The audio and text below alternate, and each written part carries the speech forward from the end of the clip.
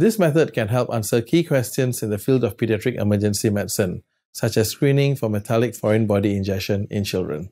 The main advantage of this technique is that it is a very effective rapid screening tool and it uses a radiation-free equipment.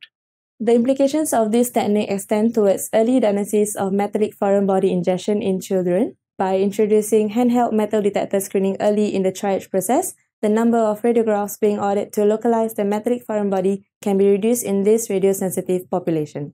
Though this method can provide insight into early detection of ingested metallic foreign bodies in children during the initial emergency department visit, it can also be applied to follow-up of the cause and passage of ingested metallic foreign bodies.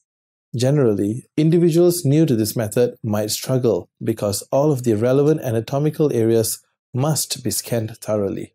Visual demonstration of this method is critical as patient preparation and systematic metal detector screening can be difficult steps to learn. Inadequate patient preparation can lead to false negative results.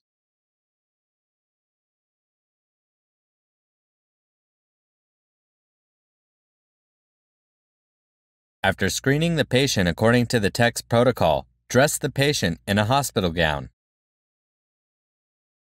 After this, remove all items from the patient that may contain metallic objects. Ensure that the patient is moved away from all metallic objects to avoid interference with metal detector screening. Place the patient in the center of the room away from any potential metallic interference. After this, remove all metallic accessories such as jewelry or watches. Then, instruct the patient